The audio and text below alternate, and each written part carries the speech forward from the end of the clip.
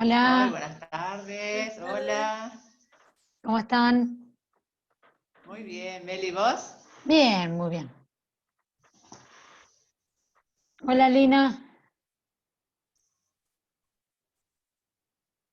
Ahí se están sumando. Constanza, Virginia Jorgelina, Silvia, Marco, Brenda.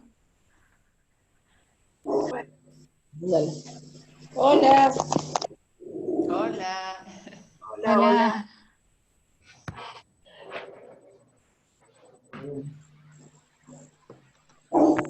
Vamos a esperar Hola, un Mel. poquito.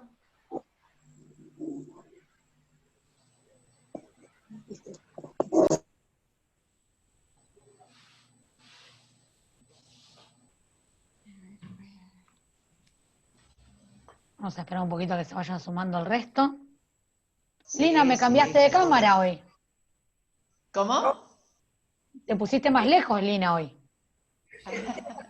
Sí, más cómoda. No voy a tomar nota, entonces me pongo mejor. Está bien, hay que estar. Es sábado, hay que distender un poco. Sí, sí. Ella está por ver un video así por YouTube, esas cosas, por Netflix, así que está cómoda. Claro. Es para pasar un rato agradable. Totalmente, totalmente, sí.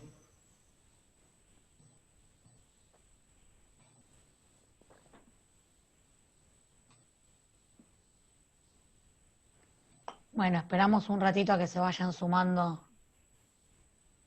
Somos justos. el resto.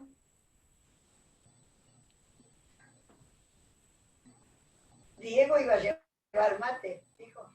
Sí, Diego dijo que venía con mate. Yo tengo el matecito acá con el termito de la biblioteca. Está bien. Hola, Hola. Hola, Lucía. ¿cómo estamos? Hola Marta, hola Lina. Hola, hola. Hola Lucía. Silvia Reni desde Bélgica, de América, Eso. ¿Cómo está? Bien, bien. Melissa, Silvia Renis es una compañera bibliotecaria recibida acá en la Buenas Universidad tardes de a Mar del todos. Plata, que tiene varios títulos. Y bueno, primero se enamoró de un belga, después se desenamoró, pero de ese amor nació una niña, así que ahora ya tiene. ¿Cuánto tiene Silvia? Tiene 17 y empezó esta semana el último año de la secundaria. Ah, Está de novio, Lucía. oh. Qué alegría verte. Bueno, así Alegría, que Silvia, que nos sigas desde allá. Estas charlas por Zoom son internacionales, ¿no? Estamos desde distintas partes. Sí, Hola, Antonio. ¿Qué Hola, tal, Melissa? ¿Cómo estás? Buenas tardes. Melissa, te quería comentar que ella justamente padece cierto problema porque ella vive en un barrio árabe Ah, en bueno. Bélgica, en Amberes, y son muchos los problemas que padecen, porque no hay, bueno, ella lo puede decir mejor, pero eh, yo estuve ahí y vive justamente en un barrio, ¿no, Silvia? ¿Me sí, equivoco? sí. Lo que a mí me interesaba de la charla es ver cómo lo ven de otro lado, ¿no? Y porque cuando estás metido ahí, eso es muy poco objetivo. Entonces, me gustaría ver así una visión internacional de, de lo que está pasando, porque esto empieza acá, pero se va a seguir extendiendo, ¿no? Eso vamos a tratar de hacer hoy, ¿no? No prometo nada, pero nada. Vamos a tratar de dar una visión lo más amplia posible de la situación Ujú, extremadamente compleja de comprender del mundo islámico. ujú, Porque verdaderamente es muy compleja no solo desde lo interno, sino también desde los intereses internacionales. claro. Entonces, vamos a ir tratando de descomponer. Es una charla, por ahí estos temas llevan mucho más tiempo que una sola charla, pero vamos a tratar de dar un marco general de la temática. Por lo menos que nos vayamos de esta charla con un paneo de cómo está el mundo islámico. No es declarado parque nacional, pero sí es un complejo que los vecinos de Resistencia. Algunos los muteo no de mala onda, pero por ahí el ruido ambiente, saben, por ahí cuando hay algún ruido ambiente yo voy muteando los micrófonos, más que nada por esa cuestión. No es para coartarle la palabra a absolutamente nadie, porque no es la idea de estas charlas, es que todos puedan hablar, puedan preguntar, podamos charlar. Nunca la idea es coartar, pero para tener un orden en lo que es que no haya ruido ambiente molesto, más que nada, ¿no? Buenas tardes. Hola. Hola, Diego. Hola, Meli. Supongo que estarás con el mate, ¿Cómo Diego, le va? ahí, ¿no? Sí, todavía no, pero bueno. Bueno, Ya en bueno. un ratito. Ya en un ratito preparamos el mate, Diego. Ya van a volver esas charlas de los sábados.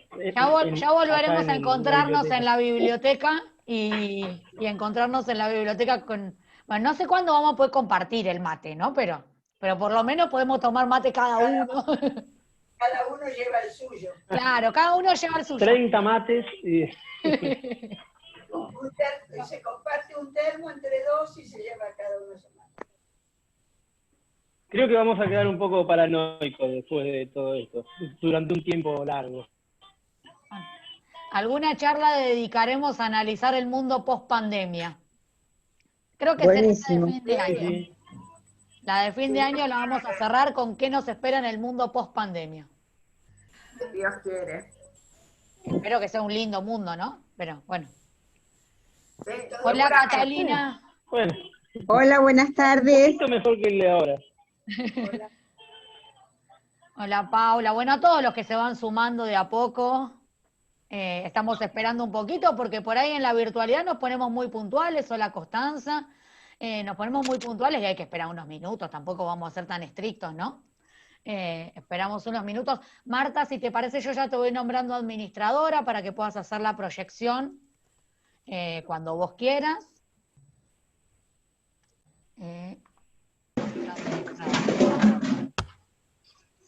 ¿Alguien se le cayó algo?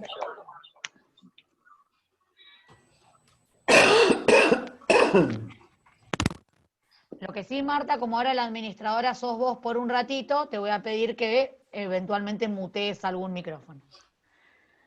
Y después que me devuelvas la administración.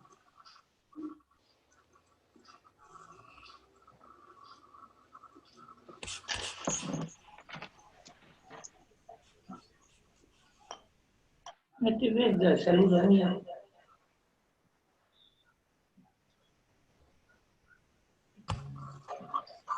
Están pasando el programa de la biblioteca.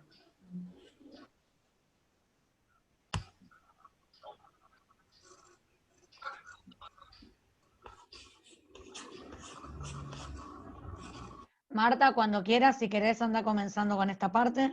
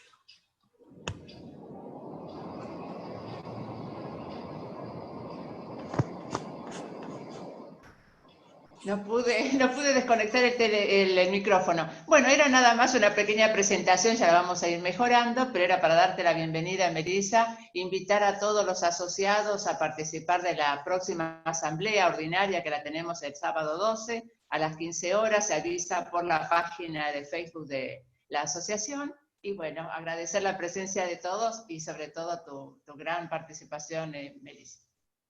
Gracias, Marta. Te pido si me puedes devolver la administración de la... ¿Cómo se hace? ¿Cómo se hace? Cliqueas arriba de mi usuario y pones Make a Host. Momento. Momento, que esa Tenés parte que no la hablar practiqué. vos, Marta, del problema Sí, islámico. pero mira, estaba pensando lo mismo. Ay, ¿qué hago? ¿Cómo hago? Bueno, si no, Deja. mira, te No, quedamos como pero, si vos me diste la administración, ¿vos no me la podés sacar? No, porque ahora vos sos No. la administradora. Arriba de mi Eso es, ventanita, Marta, vas a encontrar 3 puntitos. Si estás en la tenés computadora, razón. Ahí lo vi. apretás ahí y pones Make a Host.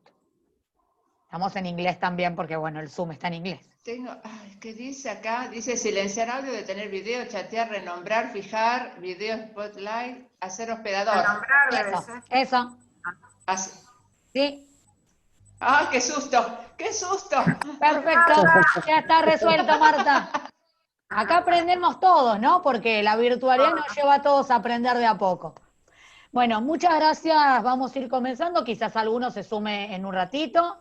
Gracias a todos por participar, por sumarse a esta charla, como dice Marta y como veíamos en la presentación, ya desde hace como 2 años, que todos los sábados, el primer sábado de cada mes, salvo algún sábado de verano, porque en verano a las 3 de la tarde la verdad es que no era muy, no sé, no íbamos a convocar a mucha gente a las 3 de la tarde un sábado en verano, pero bueno, salvo en el verano, siempre nos encontramos el primer sábado de cada mes para charlar de distintos temas de actualidad internacional. En estas charlas que son abiertas, que organiza la Biblioteca Revolución de Mayo con su asociación de amigos, y en la cual también tenemos el apoyo de la Secretaría de Cultura, que últimamente nos hace unos videos muy bonitos para difundir, así que también agradecemos por esos videos que nos ayudan a difundir un poco las temáticas de cada charla. La verdad es que la temática, como está planteada en el título, la lucha por la hegemonía islámica, la realidad es que es verdaderamente amplio. Porque es amplia la temática y porque es un mundo muy complejo de comprender. Usualmente pensamos en Oriente Medio, no solo el mundo islámico está en Oriente Medio, de hecho, bien nos decía Silvia, allí en Bélgica, ¿no? Cuántos musulmanes están viviendo alrededor de todo el mundo.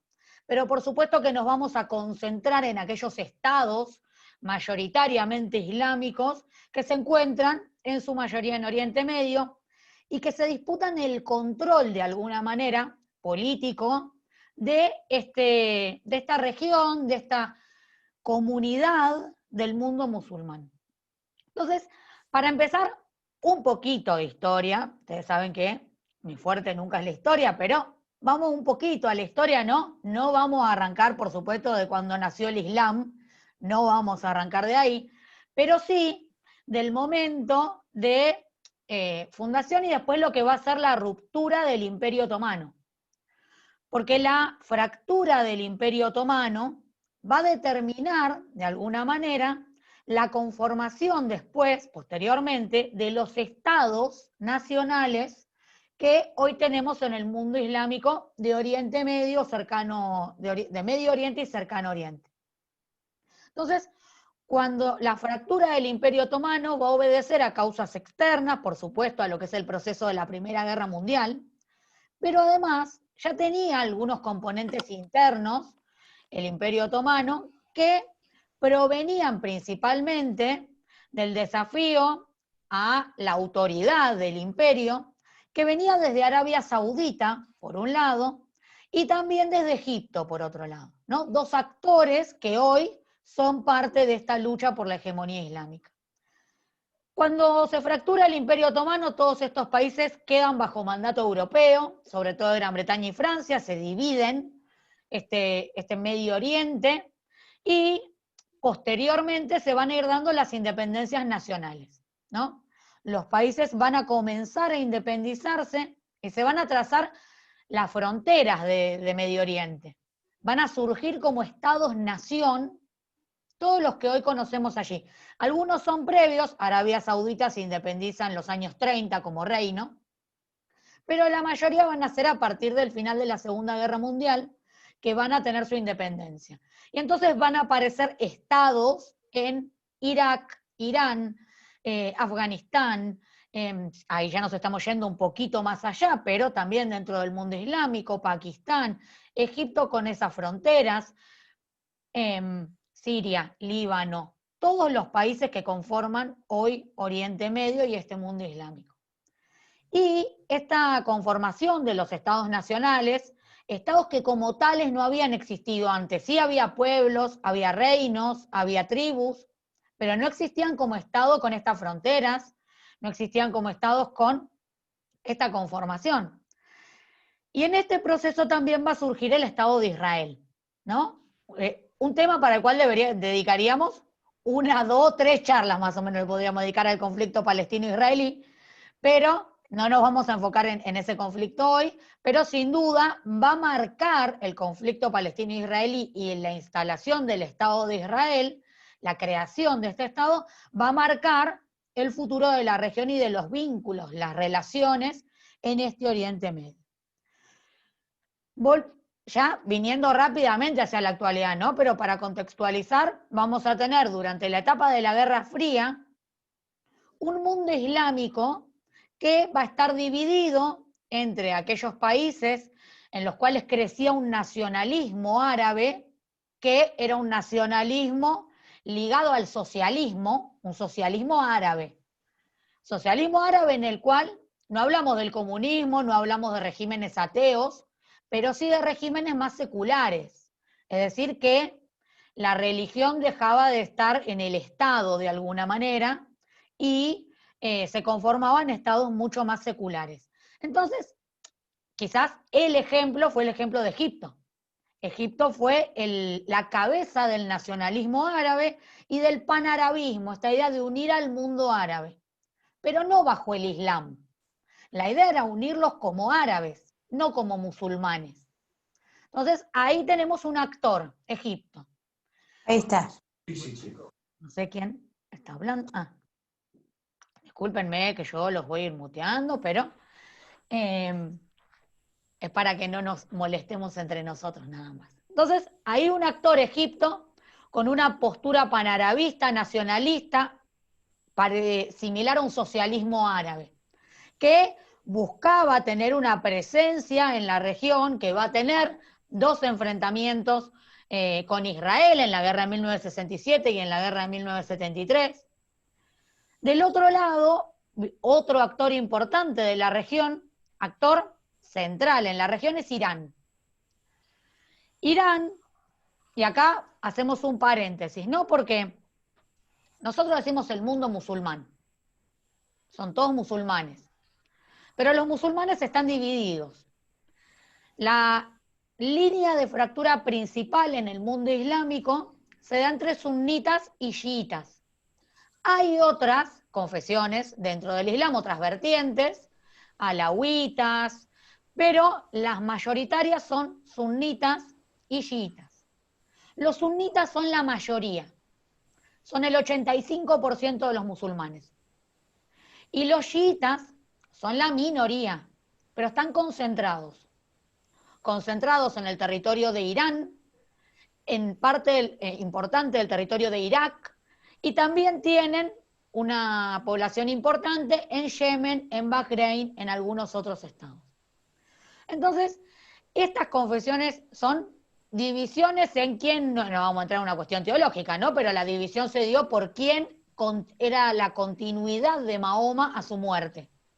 Porque Mahoma no había tenido hijos varones, entonces la fractura se va a dar por esta cuestión, por este elemento, pero en realidad luego también va a haber diferencias en cuál es la interpretación del Corán y la forma de organizarse como confesiones religiosas.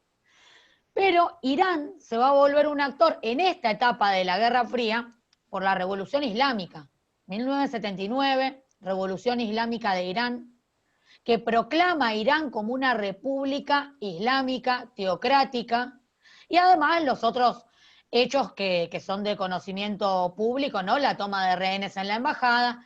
Por supuesto que la revolución islámica de Irán tuvo distintos componentes que tuvieron que ver también con la participación de Estados Unidos en el golpe de Estado de 1958. Bueno, lo cierto es, Irán ahí se posiciona a partir de 1979 también como un actor que buscaba, no el panarabismo que buscaba Egipto, y Irán va a buscar el panislamismo, va a promover el panislamismo, unir a los pueblos islámicos. Entonces teníamos Egipto promoviendo el panarabismo, Irán promoviendo el panislamismo, pero desde la minoría, desde los chiitas que eran minoría en ese mundo musulmán. Y Arabia Saudita, que hoy lo vemos, y que por supuesto que es uno de los estados cabeza del Islam sunita, sobre todo porque en el territorio saudí están las dos de las ciudades sagradas para el Islam, la Meca y Medina. Arabia Saudita, durante la etapa de la Guerra Fría, no va a tener una postura quizá expansiva, va a estar más concentrado hacia adentro, hacia su territorio y sostener su gobierno, pero con el correr de los años también va a tener una postura, una búsqueda de tener esa hegemonía en el mundo musulmán. Entonces, ahí estábamos en la Guerra Fría, claro. Guerra Fría, hubo conflictos en el mundo árabe, en el mundo islámico, porque el mundo islámico tiene árabes, pero también tiene turcos y persas. ¿Hubo conflictos en esta etapa? Sí, hubo conflictos, pero fueron, en el caso de Afganistán, la invasión de la Unión Soviética en Afganistán, y el enfrentamiento entre Irán e Irak, la guerra Irán-Irak. Y por supuesto las guerras que fueron parte del conflicto palestino-israelí. Pero con el final de la Guerra Fría, se va a empezar a generar en el mundo islámico, en este mundo que decimos islámico, se va a empezar a generar nuevos conflictos y van a surgir nuevos actores. Hacia el final de la década del 90 y principios de la década del 2000 va a aparecer un actor que va a complejizar todo en esta región, que son los grupos terroristas. Inicialmente Al-Qaeda. Claro, Al-Qaeda no nació de un repollo. Al-Qaeda es resultado de la invasión soviética en Afganistán y del apoyo a los guerreros mujahidines, a los talibán por parte de Estados Unidos y Arabia Saudita, que ahí sí jugó un papel importante. Pero aparece Al-Qaeda, este actor, con además métodos violentos de actuación, por supuesto. Todos recordamos el 11 de septiembre, todos recordamos los atentados en España y lo que significaba en ese momento la figura de Bin Laden, de Osama Bin Laden. Sus mensajes televisados, ¿no? Salía en televisión Bin Laden diciendo que iba a destruir Occidente. Y a partir de ese momento se empiezan a generar varios conflictos en el mundo islámico. De resultas de eso, Estados Unidos va a invadir Afganistán y luego va a invadir Irak y comienza la etapa en la que quizás estamos hoy. Estados Unidos invade Afganistán e invade Irak. Esto no elimina a Al-Qaeda ni elimina el terrorismo. Los grupos terroristas comienzan a proliferar, a crecer. Y con la muerte de Bin Laden en el 2011, no solo Al-Qaeda no desaparece, sino que surge un nuevo grupo terrorista más peligroso que Al-Qaeda, que es el Estado Islámico. Daesh o ISIS, como lo queramos decir. Y ese 2011 va a ser un año de quiebre en el mundo islámico porque va a ser el año de las primaveras árabes, de lo que conocimos como las primaveras árabes.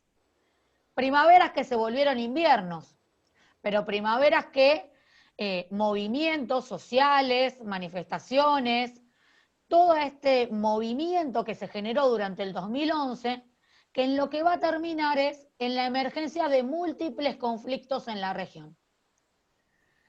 Entonces, para adentrarnos ya en, bueno, hoy quién se disputa el mundo islámico y cuál es la lucha por la hegemonía y cuáles son esos escenarios de disputa, ¿no? Hay un libro de Samuel Huntington que tiene unos cuantos años, la verdad que tiene como 20 años, El choque de civilizaciones, Y sin embargo, en algunas cosas, yo no coincido en todo con Huntington, pero en algunas cosas es un libro que sigue vigente. Y él plantea que cada civilización, las civilizaciones para Huntington eran culturas en el sentido más amplio posible de la palabra, identificadas con la religión, ¿no? Fundamentalmente el componente estaba puesto en lo religioso. Entonces, él identificaba una civilización occidental, una civilización china, una civilización japonesa, una civilización hindú, una civilización ortodoxa y una civilización islámica. En cada una de estas civilizaciones había un estado central o un estado núcleo.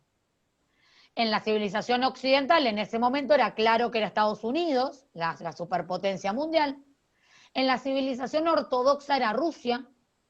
Y el resto, la china, la japonesa, la hindú, eran de un solo estado, con lo cual era fácil identificarlo. Pero él decía, la civilización islámica, el problema que tiene es que no tiene un estado núcleo. No tiene un solo estado que sea el centro de la civilización y que genere cohesión detrás de esta potencia. No hay una única potencia del mundo musulmán. Y esa es quizás también una de las fuentes de los conflictos internos. Por supuesto que los intereses internacionales en esta región van a pesar de una forma enorme, enorme. Estamos hablando además de países petroleros, de países gasíferos, de países que han tenido recursos naturales muy codiciados durante todo el siglo XX y lo que llevamos del siglo XXI. No vamos a negar la intervención extranjera, pero hay conflictos que son internos. Hay cuestiones que tienen que ver con estos propios países y con conflictos innegociables, porque tienen este componente religioso que no se puede negociar y no se puede ceder. Entonces él decía, bueno, él proponía algunos estados que podrían ser los estados centrales. ¿Para qué sirve tener un estado central? Y porque si hay una guerra, si hay un conflicto, es el estado central el que negocia, es el estado central el que media, es el que dirige a esa civilización de alguna manera. Entonces, él va a plantear varios estados que podrían ser y por qué no son, ¿no? Él dice, Egipto, por ejemplo. Egipto podría ser, pero no es, y no puede ser porque, y dice, bueno, una de las razones por las que no es que es un país poco desarrollado. Egipto es un país relativamente pobre, no es un país rico, no es un país muy desarrollado. Dice, ese es un elemento, no es un país desarrollado. Y además no tiene un gran poder militar, aunque el ejército egipcio tiene cierto poder y lo vamos a ver ahora, se está mostrando como ese poder del ejército egipcio. Pero sobre todo dice, pesa en la cuestión económica, ¿no? Uno no puede ser potencia si no es un país desarrollado. Lo ve por ese lado. Dice Arabia Saudita. Bueno, Arabia Saudita es un país desarrollado económicamente, tiene una calidad de vida y unos ingresos muy elevados, pero el problema cuando escribe el libro Huntington es que no tenía un ejército poderoso. De hecho, sigue sin tener un ejército muy poderoso y depende militarmente de Estados Unidos. Entonces, bueno, por ahí está complicado. Irán, dice. El problema de Irán, que tiene un ejército relativamente poderoso para la región y que además no tengamos en cuenta ahora el efecto de las sanciones económicas que por supuesto dañaron la economía iraní, pero si no se trata de un país también con altos ingresos. ¿Cuál es el problema? Y son la minoría, son chiitas. Entonces todos los sunitas no van a aceptar que la hegemonía islámica la tenga un país chiita. Va a proponer también a Turquía. No, miren este actor, porque ahora el tema de la intervención turca en el mundo se está poniendo interesantísimo. Dice, Turquía es sunnita, son sunitas los turcos, pero son turcos, no son árabes. Además, no lo dijimos, pero en Irán no son árabes, son persas. Son persas y chiitas. Y los turcos son sunitas, pero son turcos. Bueno, ese es un tema. Pero por otro lado, dice, tienen un país medianamente desarrollado, tienen un ejército muy poderoso, es el ejército más poderoso de la OTAN después del ejército de Estados Unidos, el ejército turco. ¿Y cuál es el problema que tienen? Que durante el siglo XX, después de la fractura del Imperio Otomano, los turcos se dedicaron a secularizar el Estado, a separar la religión y a volverse un Estado laico. No se querían mostrar al mundo como un Estado musulmán, sino precisamente como un Estado occidental. Querían ser parte de la Unión Europea, eran parte de la OTAN. Entonces no iban a querer ser la cabeza del mundo musulmán. No querían antes, ahora está por verse. También menciona a Indonesia, a Pakistán, pero también los deja fuera. Pero nos vamos a concentrar en estos 4 actores, porque son 4 actores que hoy se siguen disputando la hegemonía del mundo islámico. Hoy esta lucha por la hegemonía está en 3 actores principales y hay un actor de reparto, pero que a veces genera algunos conflictos, un actor de reparto. Los 3 actores principales de esta serie, por decirlo en términos de Netflix, son Arabia Saudita, Turquía e Irán. Esos son los 3 actores principales. ¿Por qué son los actores principales estos 3 y no otros? Bueno, dijimos por un lado que Arabia Saudita es la cabeza del Islam sunita.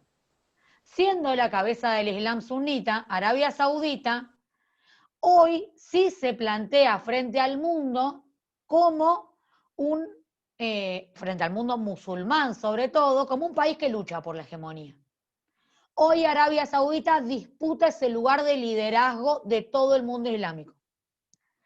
Irán también lo disputa. Y comenzó a disputarlo Turquía. Primero veamos las diferencias entre estos 3 actores. Dijimos, en el caso de Turquía, son turcos. Los árabes además no tienen buen recuerdo de los turcos de la época del Imperio Otomano. Hay algunos odios históricos ahí. Son sunitas, son una república laica, aunque su régimen de gobierno podríamos decir que tiene ciertos rasgos de autoritarismo en los últimos años. Erdogan ha ido concentrando cada vez más el poder. Se habla, muchos analistas plantean que en Turquía lo que hay ahora es un neo-otomanismo, que hay una vuelta de esta vocación expansionista del Imperio Otomano, del viejo Imperio Otomano. Y esto, en alguna medida, hay una vocación expansionista. Ahora vamos a ver en qué casos, dónde está interviniendo hoy Turquía. Pero, sobre todo, podemos hablar de un neo-otomanismo porque volvió a estar la religión, el Islam, en el centro de la agenda política. En los últimos años, Erdogan islamizó Turquía. Turquía ya era islámica, el 95% de los turcos son musulmanes. Pero no se hablaba del Islam desde el Estado. La religión había pasado a ser algo del ámbito privado. Hoy no, hoy la religión es una cuestión pública. Fíjense, lo habrán visto en los últimos meses, la vieja catedral de Santa Sofía, ahora mezquita. Que además Erdogan y su mujer encabezaron los primeros rezos en lo que había sido la catedral de Santa Sofía. Esta idea de mostrar una Turquía que es musulmana también la mostró Erdogan cuando hace unos años, cuando se estaban postulando los países para los Juegos Olímpicos que se iban a hacer este año en Tokio. Cuando se postularon, también se postuló Turquía. Se había postulado. Lo termina ganando Japón, ¿no? Ser sede de los Juegos Olímpicos. Pero Turquía se había postulado. ¿Y qué había dicho Erdogan en ese momento? Erdogan dijo: voy a construir piscinas para las competencias de natación para varones y para mujeres, separando a varones y mujeres en las competencias deportivas. Y esto era un guiño a los sectores más conservadores religiosos que vuelven a ser una parte central de la vida cotidiana de Turquía. ¿Por qué Erdogan se islamiza? ¿Por qué Turquía se islamiza? Bueno, hay varias explicaciones. Una tiene que ver con que Turquía ya no quiere ser parte de la Unión Europea, un poco porque la Unión Europea está en crisis, otro poco porque Turquía se dio cuenta que la Unión Europea nunca lo iba a aceptar adentro, jamás, por múltiples razones, sobre todo por ser musulmanes, y la otra razón principal es que se extenderían las fronteras de la Unión Europea hasta el Medio Oriente. Imagínense que con los conflictos de refugiados de los últimos años, lo que menos quiere la Unión Europea es extender sus fronteras hasta Oriente Medio. Y por otro lado, también Erdogan va en el populismo turco, porque podríamos llamarlo de esta manera, el populismo turco es un populismo religioso. Porque Erdogan se dio cuenta que sobre todo las clases medias y las clases populares turcas querían un gobierno más islámico, querían más religión. Nunca les gustó demasiado la cuestión de un Estado laico. Entonces, por cuestiones internas y por cuestiones externas, Turquía va a cambiar su política exterior, va a dejar de mirar a Europa, o en realidad ahora mira a Europa pero para pelear, ¿no? Está ahí peleándose con los griegos en el Mediterráneo. Va a dejar de mirar a Europa y va a mirar a lo que fue el viejo Imperio Otomano, a lo que era el viejo Imperio Otomano. Al Oriente, una parte, el Imperio Otomano tenía una parte europea y una parte en Medio Oriente.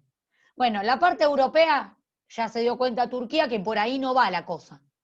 Mira hacia Medio Oriente. ¿Dónde interviene Turquía hoy en esta lucha por la hegemonía islámica? Turquía interviene en Siria desde hace varios años, en realidad desde el inicio del conflicto, pero en los últimos años, Turquía cambió su postura, sobre todo por la lucha con los kurdos dentro de Turquía y los kurdos en Siria, y porque Turquía tiene 3 millones de refugiados sirios, ¿no? En Europa hay muchos refugiados sirios, pero en Turquía hay 3 millones. Y tener 3 millones de refugiados no es poco, en varios sentidos, sobre todo no es poco en términos económicos. ¿Cómo se sostienen 3 millones de refugiados económicamente? Recibía una ayuda importante de la Unión Europea, el gobierno de Erdogan, que lo apoyaba económicamente con tal de que no dejara pasar los refugiados a Europa. Pero esas ayudas fueron menguando y esas ayudas nunca fueron suficientes. Entonces, interviene en el conflicto de Siria, interviene en el conflicto de Libia. Libia es un caos y se enfrentan 2 gobiernos, el gobierno de Fayez al-Sarraj con el gobierno de Khalifa Haftar. Se están enfrentando hace varios años con algunos momentos de mayor tensión militar y ahora están en un alto al fuego, por ejemplo, aunque a veces lo violan al alto al fuego, bueno. Se terminaron generando en el conflicto libio 2 bandos, entre comillas. Apoyando a Fayez al-Sarraj está Turquía. ¿Pero por qué apoya a Fayez al-Sarraj? Porque firmó un acuerdo con Fayez al-Sarraj para explotar las reservas de gas en el mar Mediterráneo. Una disputa que también está teniendo con Grecia, Turquía. Entonces, interviene en Libia, interviene en Siria. Interviene en varios conflictos de la región. Bueno, de hecho, los turcos hasta ahora intervinieron en las negociaciones de Venezuela. Los turcos están interviniendo por todos lados. No sé si lo vieron en estos últimos días, Maduro indultó a más de 100 dirigentes opositores y los liberó, que estaban presos, y en las negociaciones intervino Turquía. También siempre hubo un buen vínculo entre el gobierno turco de Erdogan y el gobierno venezolano, pero esto habla también de una mayor presencia internacional de Turquía en distintos conflictos, ¿no? Dejamos a Turquía un poquito de lado, un neo-otomanismo, una vocación imperial. Bueno, los pueblos que fueron imperios tienen vocación imperial. Eso creo que queda demostrado en distintos pueblos que fueron imperios y que hoy Rusia, Turquía, China tienen esa vocación imperialista que quizás ya en algunos casos ya no es por las armas. China no busca consolidarse como imperio por las armas, sino con la billetera. Pero la vocación imperialista está. Arabia Saudita es otro de los actores centrales en esta disputa por la hegemonía islámica. Arabia Saudita dijimos es la cabeza del Islam, la cabeza de alguna manera, si existe una cabeza del Islam sunita, pero además en Arabia Saudita, que dijimos, Turquía es una república y son turcos, y aunque Erdogan concentró bastante el poder en los últimos años, es una democracia en lo formal. Arabia Saudita es una monarquía absoluta. Bueno, de hecho todos habremos visto al príncipe heredero, Mohammed bin Salman, sobre todo después de la muerte del periodista Jamal Khashoggi en la embajada, en el consulado saudita en Turquía. Ahí se generó un enfrentamiento entre Arabia Saudita y Turquía, porque Turquía fue a fondo en la investigación de lo que había sido el asesinato de Jamal Khashoggi. No le pasó nada a los sauditas por asesinar y descuartizar a un periodista, pero lo cierto es que estamos hablando en este caso de una monarquía absoluta, donde no hay parlamento ni siquiera, monarquía absoluta. Cero respeto de los derechos humanos. Manifestarse en contra de la monarquía dentro de Arabia Saudita es considerado manifestarse en contra del Islam. Y en muchos casos se pena con una condena a muerte, ¿no? Muchos casos. Las ejecuciones son algo bastante cotidiano en Arabia Saudita. Ejecuciones ilegales, ¿no? Por parte de la justicia, digo. Hay países, no sé, Estados Unidos tiene pena de muerte, pero por ahí pasan años sin que se hagan ejecuciones. Bueno, en Arabia Saudita se hacen ejecuciones muy seguido. Y ellos son árabes, sunitas, monarquía absoluta, y en estos últimos años han también modificado su política, sobre todo a partir de la llegada al poder de Mohammed bin Salman, del príncipe heredero. Porque lo que busca, presentó un plan que se llama Visión 2030, que es un plan de, entre comillas, modernización de Arabia Saudita, que en realidad lo que busca es modernizar la economía, diversificar la economía saudita para no depender solo del petróleo. Pero también uno de los pilares es dejar de depender de Estados Unidos en cuestiones militares. No depender más de Estados Unidos, poder como ser autosuficiente, Arabia Saudita. No rompe ni de cerca la alianza con Estados Unidos, sigue siendo un aliado central de Estados Unidos en la región.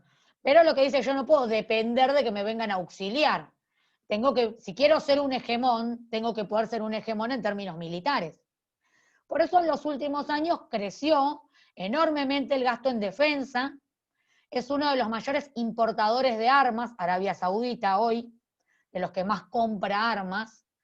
A ver, los que más gastan en armamento no es Arabia Saudita, pero Estados Unidos las fabrica, no las tiene que importar. Arabia Saudita no fabrica, compra. Entonces empezó a comprar mucho más armamento y a tratar de tener una presencia más importante en la región. Entonces también va a intervenir en el conflicto sirio apoyando a Estados Unidos, aunque no intervenga muy a fondo, pero va a tener una intervención ahí. Y quizás el principal espacio de intervención de Arabia Saudita hoy es en Yemen.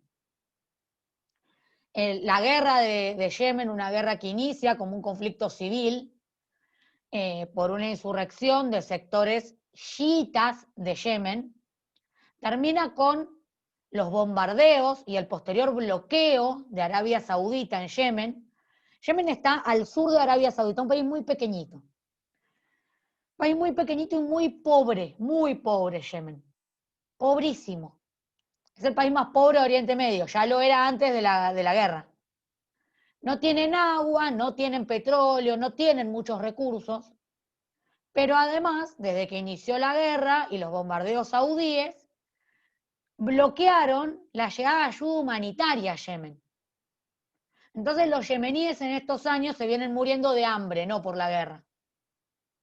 En Yemen se mueren de hambre los niños y se mueren de enfermedades tratables porque no tienen medicamentos, porque la ayuda humanitaria no llega. No llega porque Arabia Saudita lo bloquea, porque dice que en los barcos le van a enviar armamentos a los hutíes, que Irán quiere apoyar a los hutíes.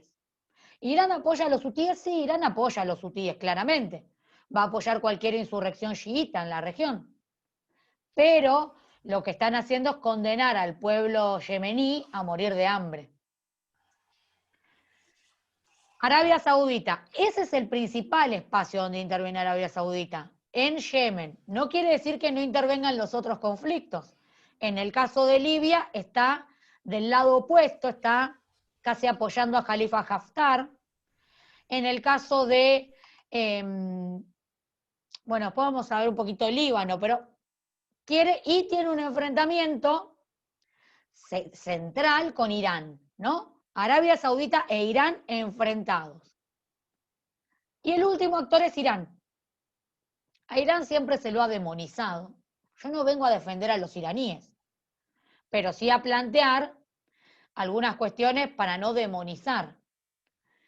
Dijimos que Turquía es una república democrática, aunque tenga cierta concentración del poder en estos últimos años, que Arabia Saudita es una monarquía absoluta. En Irán, que son chiitas y son persas, el viejo imperio persa, ¿no?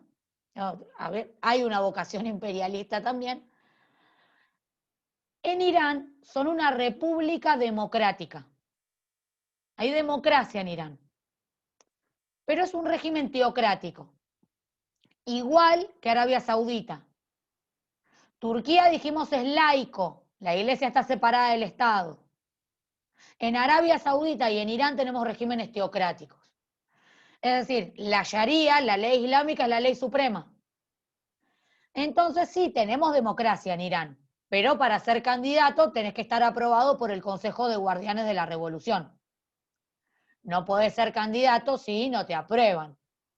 Pero sí es democracia, son electos por el voto popular y ha oscilado en los últimos años entre presidentes más combativos con Occidente, como Ahmadinejad, o presidentes que han sido más calmos, tratando de buscar amigarse con Occidente. O Irán, respecto de la relación con Occidente y respecto del acuerdo nuclear, o Irán necesita que no se caiga el acuerdo nuclear, sobre todo por parte de Europa. Algún día hablaremos del club nuclear, ¿no? Porque algunos pueden tener armas nucleares y otros no. A los iraníes no los dejan tener armas nucleares y por eso terminaron firmando este acuerdo nuclear para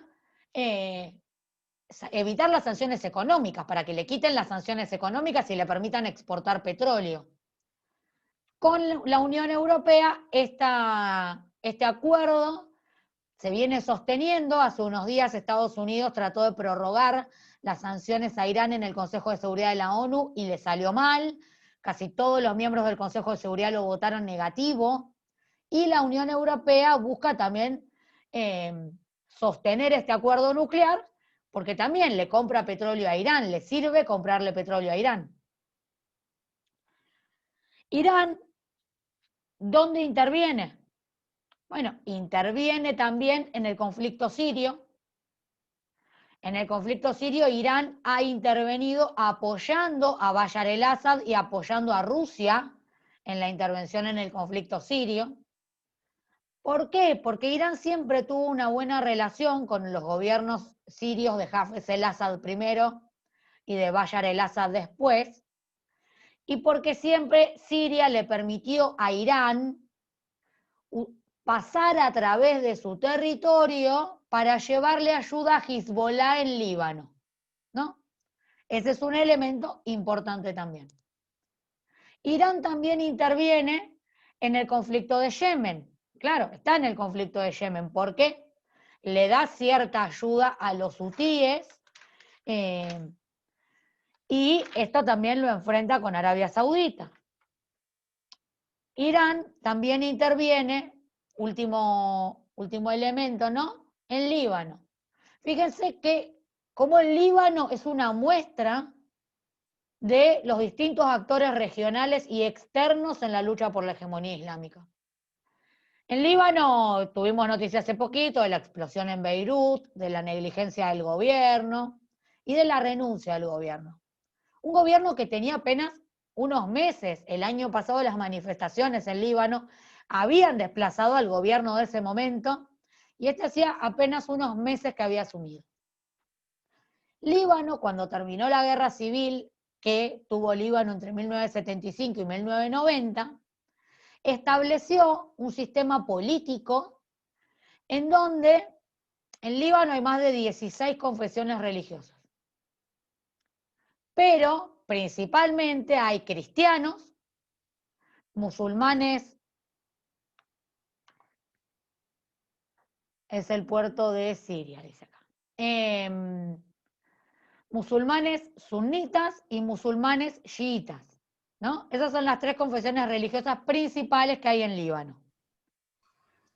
Del acuerdo posterior al final de la guerra civil, se dividieron el gobierno, el presidente cristiano, el primer ministro musulmán sunita y el presidente del parlamento musulmán chiita.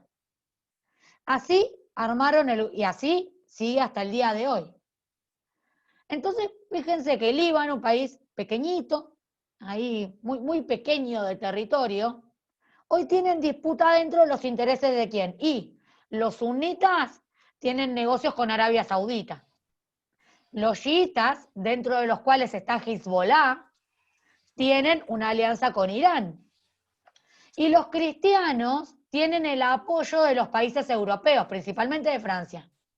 Fíjense que Macron en estos últimos días ya visitó 2 veces Líbano y tiene ahí una política medio neocolonial con Líbano y anda visitando Medio Oriente estos últimos días. Con lo cual, digo, la disputa, la lucha por la hegemonía islámica tiene varios actores. Y dije que tenía también un actor de reparto, que es Egipto. Porque Egipto tampoco se ha quedado quieto. Egipto es un actor que hoy interviene fuerte en el conflicto de Libia, fuerte a fondo porque apoya al gobierno de Khalifa Haftar y apoya al punto de haber planteado intervenir militarmente con su ejército.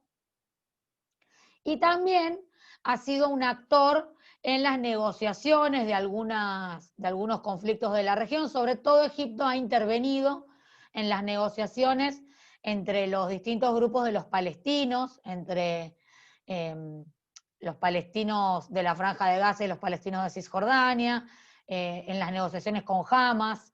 Ha sido un actor que también busca un lugar de preponderancia en ese mundo islámico, desde un gobierno que hoy es un gobierno no democrático, porque llegó al poder con un golpe de Estado, y que también ha anulado las libertades en Egipto.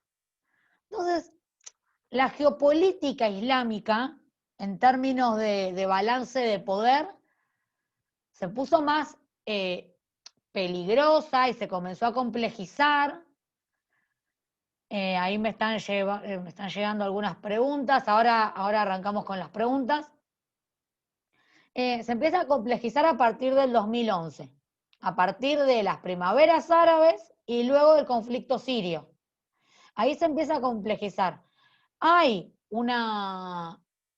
potencias internacionales que intervienen? Claro que sí. Los conflictos del mundo islámico no son en un 100% responsabilidad de los países islámicos. Son también responsabilidad de la política exterior de Estados Unidos en la región, de la política exterior de los países europeos en la región. Hoy también de la intervención de Rusia. Hoy también interviene Rusia con intereses allí. Entonces es un rompecabezas complejo. Y este rompecabezas complejo se puso más áspero a partir del 2011 y a partir de la creación del surgimiento del Estado Islámico, ¿no? Porque se ha vuelto cada vez más violento. Digo, nosotros no lo vemos en las noticias, pero Al-Qaeda sigue vivo y el Estado Islámico también. Al-Qaeda no actúa en Afganistán, pero además tiene sucursales, lo vimos en la última charla que hablamos de África, en el Magreb, en el Sahel. El Estado Islámico tiene más de 15.000 combatientes entre Siria e Irak todavía, pero además tiene sucursales o filiales en Somalia, en Yemen, en el Magreb, en el Sahel y una de las últimas en Congo. Es decir, los grupos terroristas no han perdido terreno, Lo que sí han perdido quizás en el caso del Estado Islámico es el dominio territorial que tenía. El Estado Islámico dominaba el territorio. Bueno, ahora no domina el territorio, pero sigue operando. Todos los días hay atentados y episodios violentos de los cuales no nos enteramos. Todos los días muere gente en estos enfrentamientos que no llegan a ser guerras, pero que todos los días se cobran vidas. Voy a tomar las preguntas, pero solo para darle un cierre a esta parte. Voy a tomar unas preguntas que me llegaron por privado que dicen que se juega detrás del conflicto entre las potencias islámicas. Se juega el control del mundo islámico. Se juega a poder tener cohesión, en el caso de que alguna lo logre. Es muy improbable que una sola logre ser un Estado respetado por toda la comunidad islámica. Lo dijimos, los turcos son turcos y los árabes siguen sin querer demasiado a los turcos. Los saudíes son sunitas y también digo los turcos son sunitas. Es muy poco probable que los chiitas acepten un liderazgo sunita. Y es imposible que los sunitas acepten un liderazgo chiita. Entonces, esta fractura del mundo islámico y la lucha permanente por la hegemonía, porque es permanente, es la que lleva a conflictos que no encuentran solución y que son casi endémicos en la región. A eso metámosle los intereses extranjeros. A eso Estados Unidos queriendo tener el dominio de Oriente Medio. Rusia ahora queriendo tener el dominio de Oriente Medio. ¿Por qué no pensar en algún momento qué va a hacer China en la región, no? Cuando se metan los chinos, ¿qué va a pasar? Entonces, otra de las preguntas dice, ¿la guerra entre Irán y Arabia Saudita es posible o improbable? Hoy muchos conflictos están como un poco congelados por la situación de la pandemia. Pero es muy posible que cuando la pandemia termine, en esa post-pandemia que no sabemos cómo va a ser, después de este mundo post-apocalíptico en el que vivimos, cuando la pandemia termine, hay conflictos que se van a profundizar, hay conflictos nuevos que van a surgir, hay conflictos congelados que se van a despertar de alguna manera o se van a descongelar. Y lo cierto es que Arabia Saudita se podría enfrentar con Irán solo si supiera que va a tener el apoyo de Estados Unidos. Y Estados Unidos, hay que ver cuál es el resultado de las elecciones, pero es poco probable que quiera embarcarse en un nuevo conflicto en Oriente Medio, sea quien sea que gane las elecciones. Donald Trump no lo quiso hacer en estos años, y es poco probable que la política de Joe Biden vaya hacia nuevos conflictos. La idea sería terminar de retirar las tropas de Afganistán y de Irak, que están en proceso de retirarlas desde hace años, y tratar de enfocarse sobre todo en la cuestión económica, ¿no? Porque también a Estados Unidos le va a costar salir de la crisis económica producto de la pandemia. Entonces es poco probable que Estados Unidos se embarque en un nuevo conflicto de Oriente Medio que no le interesa en demasía. Sí le interesa bloquear a Irán, sí, por supuesto, pero ponerse a apoyar a Arabia Saudita sin saber si el conflicto va a ser fácil de resolver, por decirlo de alguna manera. Digo, Estados Unidos pensó que Afganistán e Irak la sacaba de taquito y en 2 años terminaban las 2 guerras. Pasaron 19 años de Afganistán y todavía no terminó de retirar las tropas. O sea, pensar en embarcarse en nuevos conflictos con presencia, además de tropas, es muy difícil. Y es muy difícil que Arabia Saudita se embarque en un conflicto contra Irán si no tiene apoyo. No tiene un ejército tan poderoso Arabia Saudita como para enfrentarse con Irán sin el apoyo de Estados Unidos. Para cerrar, un poco desde el 2011, que el Medio Oriente entró en un proceso que algunos analistas lo llaman como la etapa posmoderna de Medio Oriente, ¿no?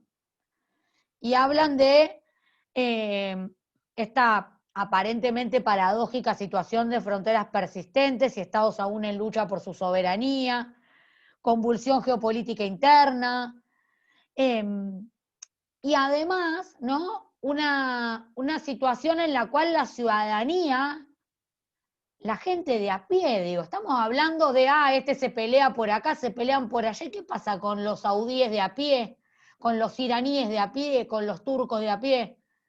La ciudadanía hoy le está exigiendo a casi todos los estados del mundo islámico, porque lo hemos visto con todas las manifestaciones que se han dado en el último año y medio, 2019 y lo que va del 2020, lo que pide la ciudadanía es que el Estado mejore la calidad de vida de la gente. De tantas guerras, las infraestructuras se destruyen, las economías caen, y la gente tiene miedo y vive insegura porque hay grupos violentos. Entonces, los musulmanes de a pie, musulmanes extremadamente militantes de su fe, creyentes profundos en el Corán, en el Islam, y en lo que significa el Islam, que no es la violencia, no es el fundamentalismo, no es lo que dicen los grupos terroristas. El Islam es paz. La yihad es la lucha de los hombres para vencer la tentación. Es la lucha consigo mismos para vencer la tentación e ir por el camino de Dios. No es la lucha con otros pueblos. No se trata de eso. Por supuesto que hay sectores más fundamentalistas, parte de ellos reflejados en los saudíes, en la corriente wahabí, que consideran que cualquiera que no piense como ellos es un hereje. Pero para la mayor parte de los musulmanes son tolerantes a las otras religiones, conviven en paz con las otras religiones y lo que quieren nada más es vivir en paz todos los días. La lucha por la hegemonía islámica es una lucha de gobiernos, pero no es la lucha de los pueblos. Los pueblos lo que quieren es poder vivir todos los días dignamente, poder expresar su fe, poder todos los días proteger a sus familias. Pasa por ahí la lucha de los pueblos y no la lucha de los gobiernos. Y con esta frase así, cierro y abro a preguntas igual, obvio, no voy a cerrar. Ahora las preguntas, consideraciones, debate, todo lo que quieran decir, pero cierro acá mi monólogo, entre comillas, para hacer la parte participativa. Anímense. Melissa, yo tengo acá una pregunta. ¿Sí? ¿La puedo hacer? Sí, dale. ¿Meli? Perfecto. Habías dicho que Irán interviene en el conflicto de Yemen porque ayuda a los hutíes. Hutíes. H-U-T-I-E-S se escribe. ¿Habías hablado de ellos? ¿Qué son? ¿Quiénes son? Son, dentro de Yemen hay un grupo de la población yemení que se llaman los hutíes y que son chiitas. Y ellos son parte de lo que se llama los rebeldes que hicieron una insurrección en contra del gobierno de Yemen. El caso de Yemen es súper complejo de explicar porque es muy viejo, hay varias divisiones internas, pero es un grupo que es chiita y que por eso tiene el apoyo de Irán.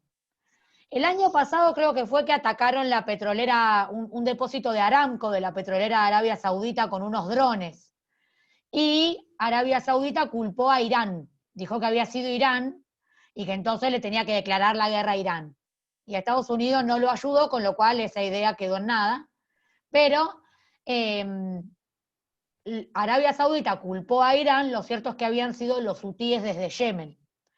Con alguna ayuda de Irán es posible, porque por la tecnología, por el costo de esa tecnología, era improbable que los hutíes solos lo pudieran hacer, pero vino desde allí más probablemente el ataque que recibió Arabia Saudita. Gracias. No, de nada.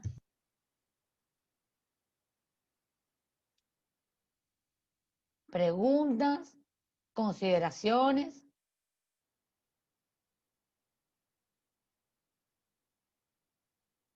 Lo que quieran. ¿Te puedo preguntar algo? Sí. Por ahí parece tonto, ¿no? Lo que te quiero preguntar, pero ¿cómo nos afecta? Y yo estoy en otro lado, pero ¿cómo afecta a Argentina y al Cono Sur todo este conflicto? Todo esto que vos... Por suerte en algunas cosas estamos lejos, ¿no? Yo a veces pienso, a veces estar lejos del epicentro de los conflictos es una suerte. Otras veces, esto no quiere decir que no impacte en Argentina. A ver, económicamente Argentina no tiene grandes vínculos con estos países. Económicamente Argentina y el Cono Sur tienen el vínculo más cercano con China, y también con países occidentales, ¿no? Con Europa, con Estados Unidos, pero sin duda yo creo que el impacto mayor de estos conflictos está en la Unión Europea y en el resto de los países de la región. ¿Por qué? Porque además estos conflictos, ¿en qué terminan? En refugiados, ¿no? En lo que terminan es en una emergencia de migraciones y refugiados que tienen que huir de sus países. Todo termina impactando en el Cono Sur y en Argentina de alguna manera, pero el impacto quizá no es tan directo como serían otros conflictos más cercanos, geográfica o económicamente hablando. A ver, creo que le impacta más al Cono Sur si hay un enfrentamiento en el mar meridional de la China, que el caso de estos que no es que digo que no nos impacten o no nos importen, nos tienen que importar y mucho, pero en términos económicos y geopolíticos quizás el impacto no es mayúsculo. En la triple frontera quizás, ¿no? Sí, en la triple frontera hay de todo. Conflicto o no conflicto, por la triple frontera circula todo lo que podemos pensar. Acá se le echa, vieron que mucho se le echa la culpa a Hezbollah, es el demonio en Argentina, como si Hezbollah fuera el culpable de quién sabe qué cosas, y Hezbollah actúa en Líbano y en Israel, no actúa en Argentina. Por supuesto también en Argentina, quizá pensando en Argentina ahora, relacionándolo con conflictos de la región, el tema de Irán, pensando en resolver la cuestión del caso AMIA, caso que creo que nunca se va a resolver, nunca vamos a saber la verdad, porque ya han pasado tantos años que es muy difícil poder llegar a la verdad, pero el caso de lo que suceda con Irán también puede afectar en ese sentido. Pero sí, en la triple frontera andan muchachos hay provisiones de todo tipo, podés conseguir lo que quieras, hasta una bomba en la triple frontera.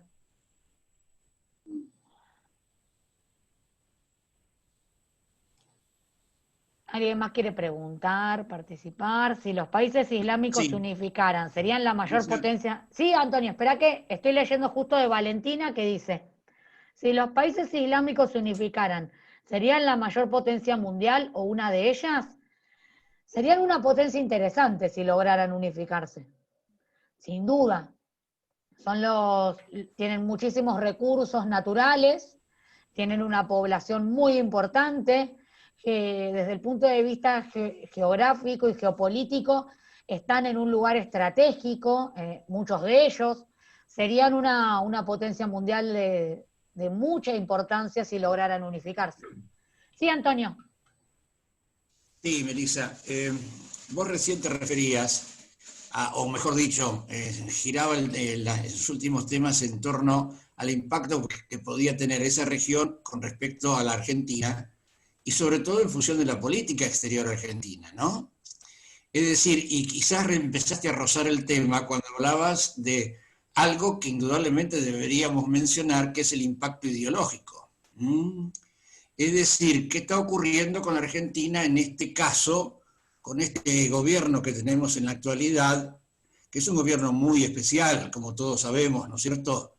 Es decir, entonces, ¿cómo juega toda esa área geográfica, esa situación indudablemente de un cierto peso, no solo religioso, sino ideológico, dentro del contexto internacional y en especial referencia a la Argentina? Porque vos estuviste recién tocando un tema que lo rozaste, que era el problema del Irán, ¿no es cierto? Es decir, el juego de Irán, o qué hizo Irán en América en los últimos tiempos, es decir, en su política inclusive exterior de expansión, cuando estaba muy bien relacionado con el gobierno venezolano, lo recordamos, o con Bolivia, Es decir, ¿cuál es el impacto en la actualidad con este gobierno tan especial que tenemos ahora?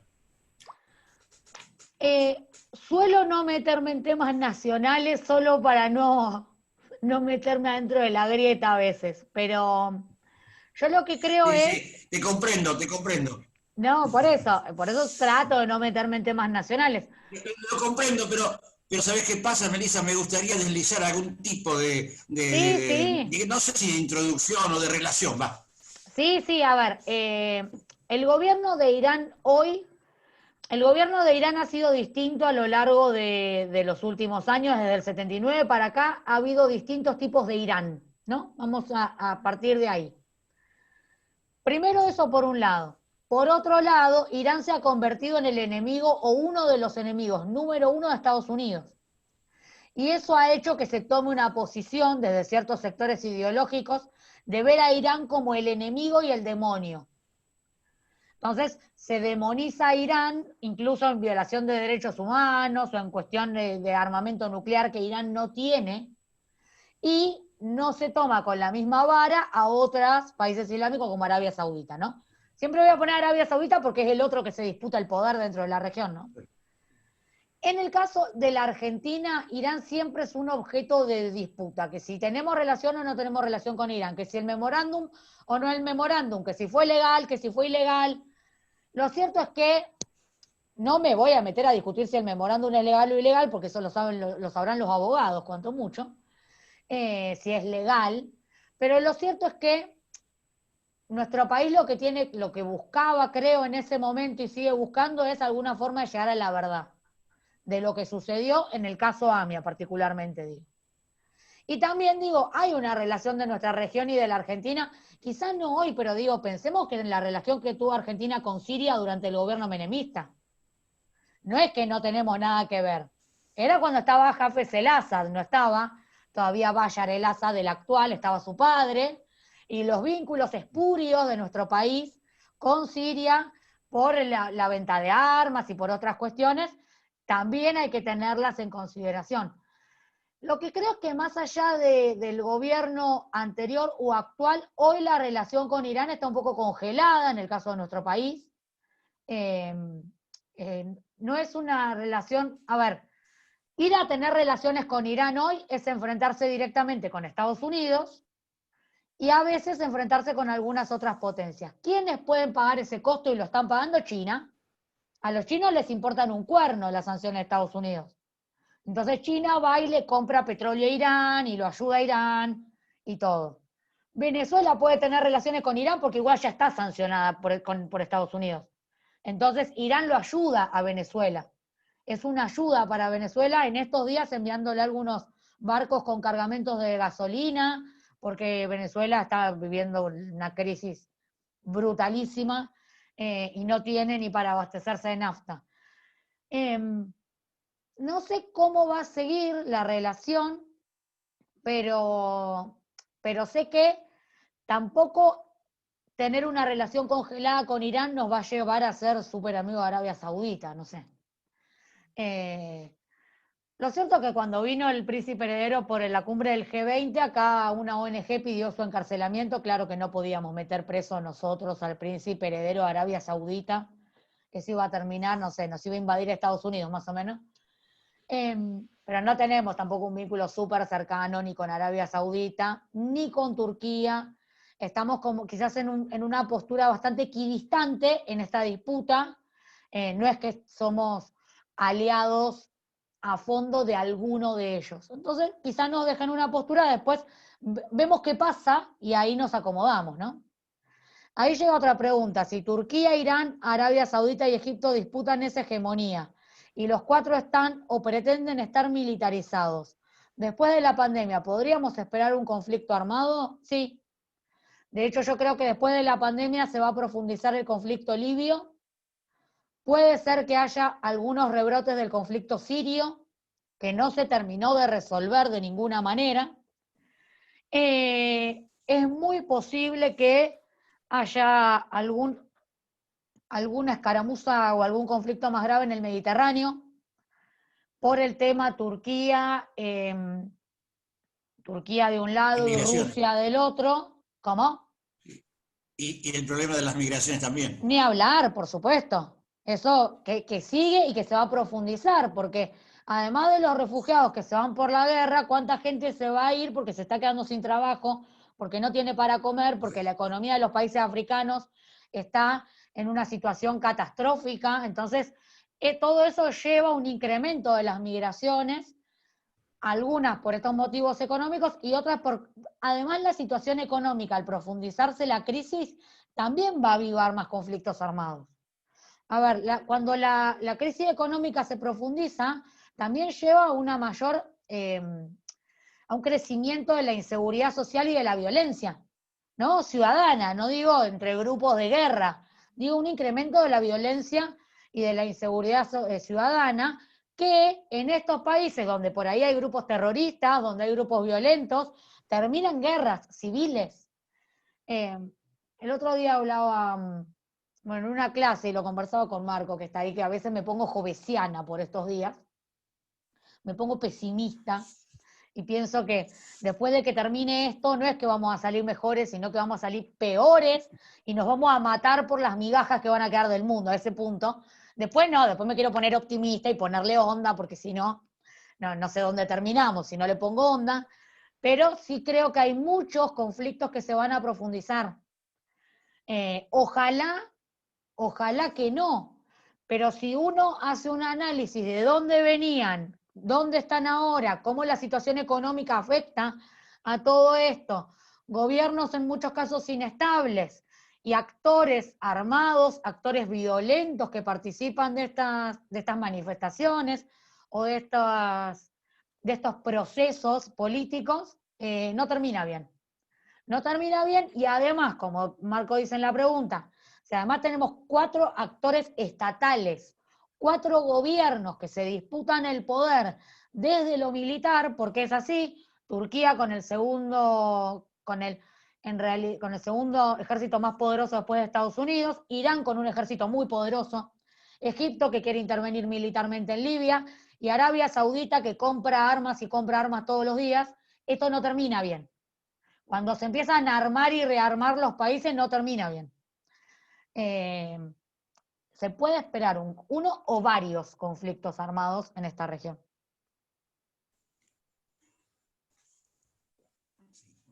¿Alguien más tiene alguna pregunta? ¿O alguna reflexión?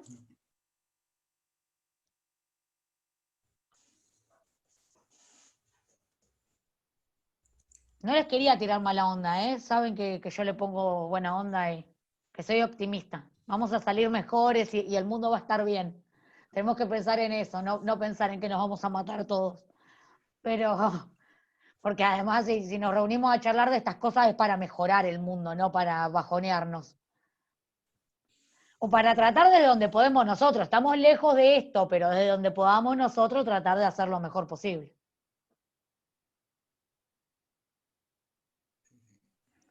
Bueno, si no hay preguntas, si no hay dudas, hoy estuvieron medio callados, pero a ver, ahí, ¿qué rol tomaría en caso de conflicto armado Rusia, China y Estados Unidos?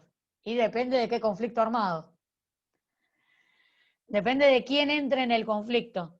Estados Unidos hoy está tomando una postura de apoyar a larga distancia, que es lo que ha hecho en Siria. Apoya, quizá tira algunas bombas, pero no manda tropas.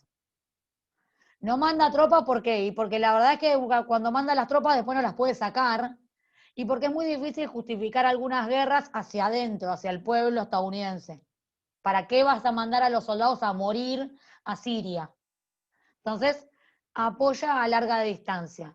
Rusia está interviniendo fuerte. Rusia está tratando de tener un mayor dominio en la región. Es muy probable que si hay un conflicto armado, Rusia apoye, según en dónde se dé el conflicto, apoyará a cada actor, pero lo va a hacer activamente, lo hace con armamento, con bombas, con tropas, con todo. Y China, por ahora, está mirando de costado porque tiene otras preocupaciones, sobre todo en su mar meridional, en las Islas Spratly, las Islas Paracel, los conflictos ahí con otros países de la región y con Estados Unidos, que también 2x3 aparece por el mar meridional con algún barco, pero no sé, no me apresuraría a decir cuál sería la intervención de China. ¿El conflicto entre Grecia y Turquía puede debilitar a este en su deseo de ser líder islámico? ¿Llega por acá? Sí, porque no sé cómo se va a resolver el conflicto entre Grecia y Turquía dentro de la OTAN. Grecia y Turquía son los dos partes de la OTAN. La Unión Europea ya dijo que va a apoyar a Grecia, y de hecho Francia mandó buques militares para apoyar a Grecia. Merkel negoció. Fue ahí, habló con Erdogan, negoció y calmó el conflicto. Macron directamente mandó ahí barcos militares para meterse a fondo. Pero depende de cómo le salga el enfrentamiento a Turquía, cuál sea el resultado, si sale ganador o perdedor, lo fortalecerá en su búsqueda de la hegemonía islámica o lo debilitará.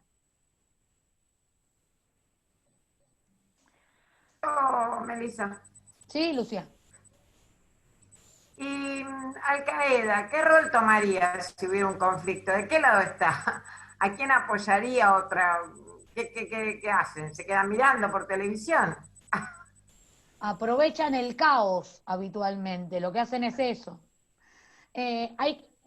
Nuevamente, acá depende mucho de en qué estado se den los conflictos, en qué país, ¿no? No es lo mismo que el conflicto se dé en Libia, a que se dé en Siria, a que se dé en Egipto, a que se dé en Arabia Saudita o a que se dé en Afganistán. Va a depender mucho de cada caso. En el caso de Al-Qaeda, lo que es seguro es que no va a estar del lado de Estados Unidos. Va a estar del lado contrario del que esté Estados Unidos. Eso es seguro. Ahora, de ese lado contrario habrá que ver cómo se posicionaría en cada uno de los conflictos. Y aparte, Al-Qaeda hoy ya, mientras vivió Bin Laden, había un liderazgo muy fuerte y muy claro de Osama Bin Laden.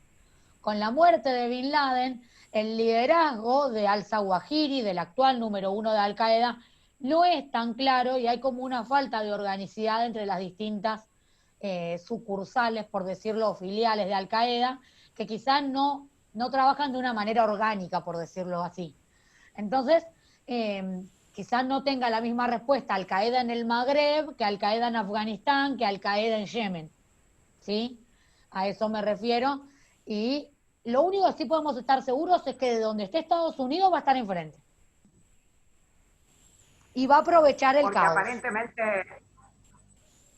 Porque aparentemente están los últimos atentados que por lo menos reconocieron, están más del lado occidental que del lado del mundo islámico. No, a ver, atentados hay en todo el mundo. Hay atentados de hecho, los últimos atentados. Nosotros igual no nos enteramos, pero atentados en el mundo islámico hay todos los días. Ese es el tema. Entonces dejaron de ser noticias. Dejaron de ser noticias. Si nosotros fuéramos a un medio como Al Jazeera o algún otro medio del mundo musulmán, nos encontraríamos que todos los días en Afganistán hay atentados, todos los días en Pakistán hay atentados. Hay países que siguen en guerra. Siria, aunque parece que terminó, sigue en conflicto. Entonces, nosotros no los vemos, pero están. Pero sí vemos los de Occidente porque son los que nos muestran los medios occidentales. Que nos dicen hubo un atentado en Francia, en Alemania, en Gran Bretaña. Los hay por todas partes. También los últimos atentados en Occidente obedecen mucho a un fenómeno que son los lobos solitarios, que son personas que cometen el atentado, pero que no son parte formal de la estructura del grupo terrorista, de Al-Qaeda o de ISIS, sino que lo hacen por su cuenta y después el grupo terrorista se lo adjudica. Esto ha pasado con varios atentados de ISIS, sobre todo en los últimos años, que son personas, por supuesto, desequilibradas, que como que adhieren a la ideología de este grupo terrorista, pero no son parte.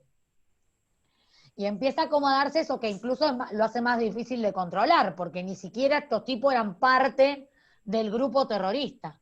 Era un loco que estaba loco, que estaba contra la sociedad, que atenta, y entonces el Estado Islámico dice, ah, sí, este atentado es mío. El mundo está bastante loco.